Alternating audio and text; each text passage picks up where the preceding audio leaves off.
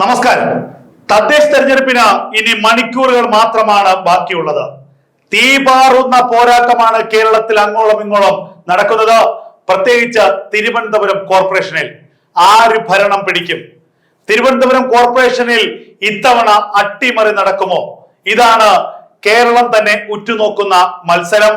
തലസ്ഥാനത്ത് ഇക്കുറി താമര വിരിയുമെന്നും BJP തലസ്ഥാന കോർപ്പറേഷൻ പിടിക്കുമെന്നുമുള്ള സൂചനകളാണ്, ഫലസൂചനകളാണ് ഏറ്റവും ഒടുവിലത്തെ സർവേ ഫലത്തിൽ കൂടി പുറത്തു വരുന്നത്.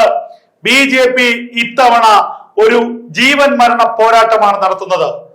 സംസ്ഥാന അധ്യക്ഷൻ രാജീവ് ചന്ദ്രശേഖറിന്റെ നേതൃത്വത്തിലാണ് തലസ്ഥാന കോർപ്പറേഷനിലെ പ്രചരണങ്ങൾ മുഴുവൻ നടക്കുന്നത്. കഴിഞ്ഞ തവണ പിടിച്ച 35 വാർഡുകൾ നിലനിർത്തുന്നതിനൊപ്പം CPM-ൽ നിന്നും കോൺഗ്രസിൽ നിന്നും 20-ലധികം വാർഡുകൾ പിടിച്ചെടുക്കുക എന്ന വലിയ ദൗത്യമാണ് ഇപ്പോൾ BJP ഏറ്റെടുത്തിരിക്കുന്നത്. ഇത് ഏറെക്കുറെ സാധ്യമാകുമെന്ന് തന്നെയാണ് BJP-യുടെ സംസ്ഥാന നേതൃത്വത്തിന്റെ കണക്കുകൂട്ടൽ.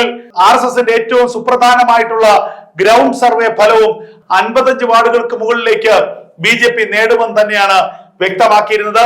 അതിനെ അധികരിച്ചുകൊണ്ടുള്ള മറ്റു ചില സർവേകൾ കൂടി ഇപ്പോൾ പുറത്തു വന്നിരിക്കുന്നു. BJPക്ക് അനുകൂലം തന്നെയാണ് തലസ്ഥാന നഗരം. കഴിഞ്ഞ 2 തവണയും കൈവിട്ട കോർപ്പറേഷൻ ഭരണം ഇക്കുറി പിടിച്ചെടുക്കാനാകുമെന്ന് BJP ഉറപ്പിച്ചു പറയുന്നു.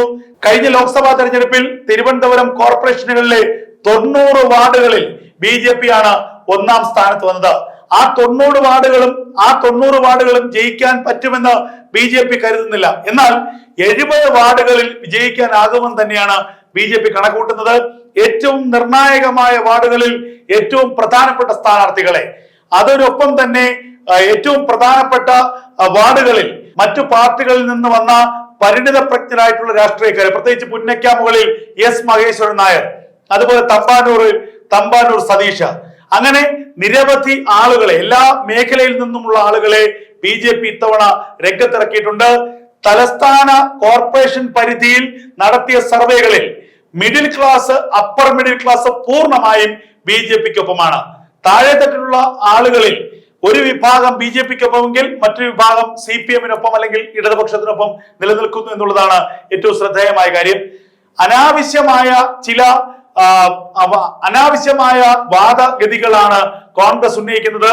ചില ഓൺലൈൻ മീഡിയകൾ, ചില ഡിജിറ്റൽ മീഡിയകളൊക്കെ കോൺഗ്രസ് 40 മുതൽ 44 സീറ്റുകളൊക്കെ അല്ലെങ്കിൽ 44 വാർഡുകൾ വിജയിക്കുമെന്നൊക്കെ പറയുന്നുണ്ട്. പക്ഷെ ഇതൊക്കെ ശുദ്ധമായ അസംബന്ധമാണെന്ന് ഉറപ്പിച്ചു പറയാം. കഴിഞ്ഞ തവണ പിടിച്ചെടുത്ത അല്ലെങ്കിൽ കഴിഞ്ഞ തവണ വിജയിച്ച 10 വാർഡുകളിൽ നിന്ന് അപ്പുറത്തേക്ക് കോൺഗ്രസ് പോകാനുള്ള സാധ്യത തന്നെ വിരളമാണ്. 10 വാർഡുകൾ കോൺഗ്രസിന് ലഭിച്ചാൽ തന്നെ അത് അത്ഭുതമാണ് എന്നതിൽ യാതൊരു തർക്കവുമില്ല. 55 വാർഡുകൾ വിജയിച്ച BJP തിരുവനന്തപുരം കോർപ്പറേഷൻ ചരിത്രത്തിലാദ്യമായി പിടിച്ചെടുക്കുമെന്നാണ് നിലവിൽ വരുന്ന ഏറ്റവും പുതിയ റിപ്പോർട്ടുകൾ.